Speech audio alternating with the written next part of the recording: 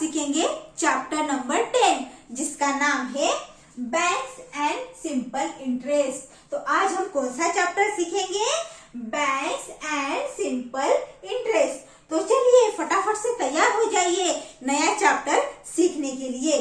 तो आज हम चैप्टर सीखने के पहले कुछ बेसिक टर्म जान लेते हैं। यहाँ पे मैं आज आपको बताऊंगी डिफरेंट टाइप ऑफ अकाउंट्स, यानी अकाउंट्स के कौन कौन से टाइप है वो मैं आज आपको कुछ बताऊंगी। तो चलिए यहाँ पे है करंट अकाउंट। तो करंट अकाउंट क्या होता है? What is current account? A current account is mainly for traders and those dealing in money on daily basis. Here, account holder can deposit or withdraw money number of times in a day. Current account में क्या होता है कि जो holder है वो number of times money deposit भी कर सकता है और विड्रॉ भी कर सकता है इन अ डे। तो चलिए ये हुआ करंट अकाउंट। अब देखते हैं कि सेविंग्स अकाउंट क्या है। ओके, क्या देखेंगे हम? Savings account. A person deposit minimum amount for open a saving account, or in some banks no minimum amount is required for opening a savings account. यहाँ पे क्या होता है, किसी बैंक में मिनिमम अमाउंट क्या करना पड़ता है? डिपॉजिट करना पड़ता है, और किसी बैंक में जरूरत नहीं है। ये होता है सेविंग अकाउंट। तो सेविंग्स अकाउंट में क्या होता है? Bank pays some interest on the basis of daily credit balance in the account. यहाँ पे क्या होता है? बैंक इंटरेस्ट देती है। क्या देती है? इंटरेस्ट देती है। और सेविंग अकाउंट में कुछ रेस्ट्रिक्शन भी है। मनी विड्रॉ के क्या है? कुछ रेस्ट्रिक्शन भी है। तो ये हुआ सेविंग्स अकाउंट। तो अब हम जानेंगे कि रिकरिंग डिपॉजिट अकाउंट क्या होता है। तो रिकरिंग डिपॉजिट अकाउंट में क्या होता है कि जो अकाउंट होल्डर है वो डिसाइड करता है कि कुछ मनी है जो वो डिपॉजिट करेगा एवरी मंथ वो क्या करेगा? कुछ मनी डिपॉजिट करेगा in certain period of time के लिए, और बैंक क्या करेगी? उसको इंटरेस्ट देगी। तो ये हुआ रिकरिंग डिपॉजिट अकाउंट।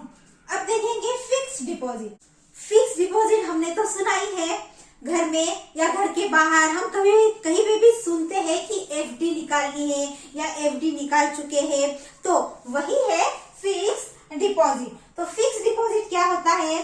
तो यहाँ पे जो डिपॉजिटर है वो डिपॉजिट करता है certain amount for a fix period of time. क्या करता है? यहाँ पे डिपॉजिटर डिपॉजिट करता है certain amount for a fix period in the bank, और बैंक क्या करती है? इस पे इंटरेस्ट देती है। बैंक कितना इंटरेस्ट देती है? जो वो सेविंग अकाउंट में जो इंटरेस्ट देती है उससे ज्यादा इंटरेस्ट हमें एफडी पे मिलता है। उससे ज्यादा हमें एफडी पे इंटरेस्ट मिलता है। तो ये हुआ फिक्स डिपॉजिट। अब हम देखेंगे ATM, credit and debit cards. तो एटीएम यानी क्या? एटीएम तो हमें पता ही है।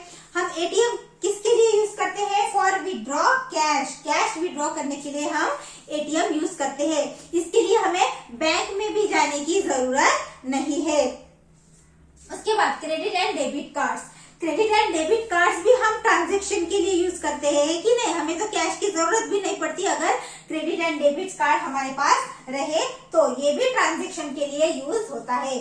तो ये हुए कुछ बेसिक टर्म। इसके आगे हम जानेंगे कि इंटरेस्ट क्या होता है, सिंपल इंटरेस्ट क्या होता है। चलिए तो स्टूडेंट्स अब हम सीखेंगे कि सिंपल इंटरेस्ट क्या होता है। ओके, हम सिंपल इंटरेस्ट कैसे निकालते हैं ये आज हम सीखेंगे। ओके, बट उससे पहले यहाँ पे कुछ एग्जाम्पल, मैंने एक एग्जाम्पल लिया है।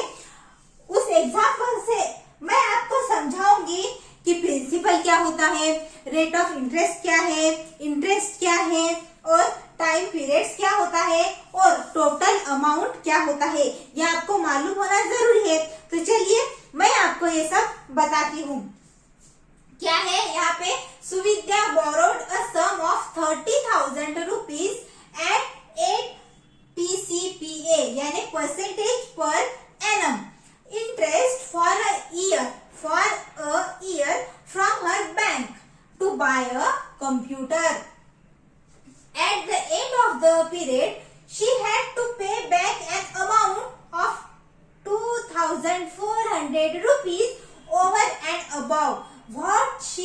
had borrowed. तो यहाँ पे क्या क्या कहा है कि सुविद्या borrowed a sum of 30,000 rupees at 8 PCPA interest for a year from her bank to buy computer. तो यहाँ पे क्या कहा है कि सुविद्या ने some money borrowed की है to buy a computer. उसको क्या लेना था? कंप्यूटर लेना था. तो उसने 30,000 रुपये बोरो की है फ्रॉम हर बैंक. ठीक है, तो इस अमाउंट को हम बोलेंगे प्रिंसिपल. इस अमाउंट को क्या बोलेंगे हम? प्रिंसिपल बोलेंगे. Suvidya borrowed a sum of 30,000 rupees at 8 PCPA interest. तो रेट ऑफ इंटरेस्ट क्या हुआ? 8. रेट ऑफ इंटरेस्ट क्या हुआ? 8 फॉर अ ईयर. और टाइम कितना है? अ ईयर, यानी 1 ईयर के लिए. From her bank to buy a computer. At the end of the period, she had to pay back an amount of 2,400 rupees over and above what she had borrowed. तो ये हुआ है interest. ये क्या हुआ है? इंटरेस्ट हुआ है. तो यहाँ पे हमें बताना है कि प्रिंसिपल कौन सा है. तो ये क्या है? प्रिंसिपल है. ये अमाउंट क्या है? ये जो अमाउंट देखी है 30,000, ये है प्रिंसिपल. अभी रेट ऑफ इंटरेस्ट क्या हुआ? जो ये देखे है 8 PCPA, ये हुआ रेट ऑफ इंटरेस्ट, यानी यहाँ पे लिखेंगे हम 8. यहाँ पे अभी इंटरेस्ट. इंटरेस्ट यानी कितना रुपये उसको देना है, पे बैक उसको कितना अमाउंट करना है. तो ये है 2,400. तो यहाँ पे इंटरेस्ट कितना आएगा? 2,400. और टाइम कितना है? यहाँ पे देखे है अ ईयर, यानी 1 ईयर. ओके, ये सब हमने फिल किया. हमने ये सब इसलिए फिल किया कि हमें जानना था कि यहाँ पे प्रिंसिपल कौन सा है, रेट ऑफ इंटरेस्ट कौन सा है, इंटरेस्ट कौन सा है, टाइम कौन सा है.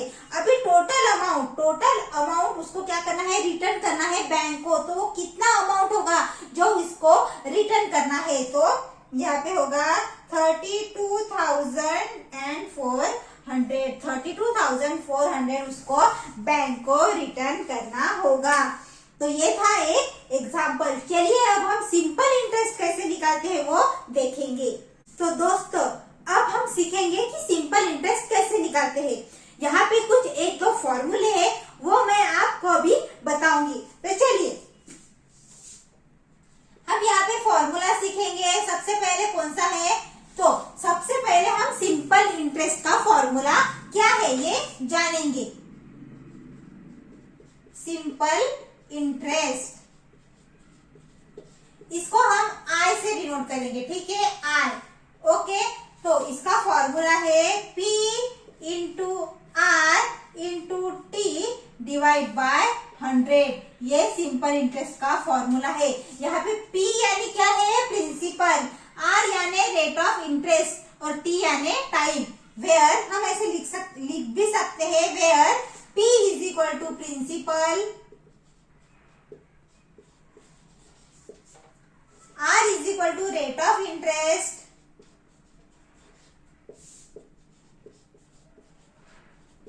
और T is equal to time. T is equal to क्या है? टाइम. तो ये है सिंपल इंटरेस्ट का फॉर्मूला है P into R into T divide by 100. बहुत ही सिंपल है, आपको ये याद करना होगा. और अभी हम सेकंड देखते हैं, अमाउंट. अमाउंट यानी क्या? अमाउंट इज इक्वल टू क्या आता है? प्रिंसिपल प्लस क्या आएगा? इंटरेस्ट. Principal plus interest. ये हुआ अमाउंट का फॉर्मूला. ये 2 फॉर्मूले से अब हम अपना प्रैक्टिस सेट सॉल्व करेंगे. तो चलिए सॉल्व करते हैं अपना प्रैक्टिस सेट. तो स्टूडेंट्स, ये हुआ हमारा प्रैक्टिस सेट 40 का फर्स्ट क्वेश्चन. क्या है क्वेश्चन? चलिए देखते हैं. If Rehana deposits 1,500 rupees in the school fund at 9 PCPA for 2 years, what is the total amount she will get. यहाँ पे क्या दिया है कि रिहाना क्या करती है? डिपॉजिट करती है. कितनी रुपीज? 1,500 रुपीज वो डिपॉजिट करती है इन the school fund. And rate of interest क्या है? 9. यहाँ पे क्या है? Rate of interest 9 for 2 years और टाइम कितना है 2 years। What is the total amount she will get? हमें यहाँ पे क्या निकालना है टोटल अमाउंट। क्या निकालना है टोटल अमाउंट। तो चलिए हम अमाउंट निकालते हैं। हियर क्या क्या देखे हैं प्रिंसिपल देखे हैं। P इज इक्वल टू कितना है 1500 रुपीज।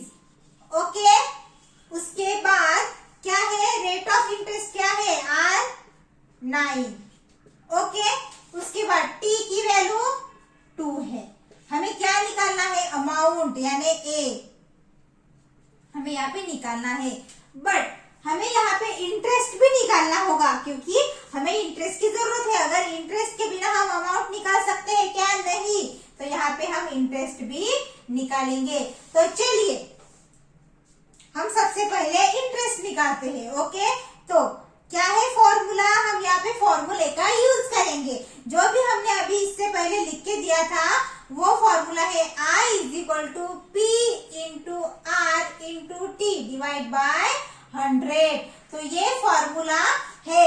इस फॉर्मूले में हम क्या करेंगे ये वैल्यू जो है वो पुट करेंगे। तो चलिए I is equal to P की वैल्यू क्या है P क्या है 1500 इंटू R9 इंटू T कितना है 2 और डिवाइड बाय 100। ये क्या करेंगे हम ये 0 0 0 0 क्या करेंगे कैंसिल करेंगे। और यहाँ पे I की वैल्यू कितनी आई फिर कितनी आई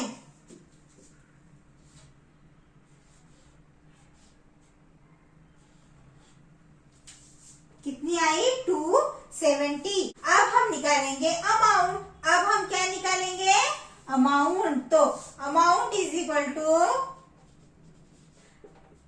principal plus interest P plus I। तो A is equal to P plus I।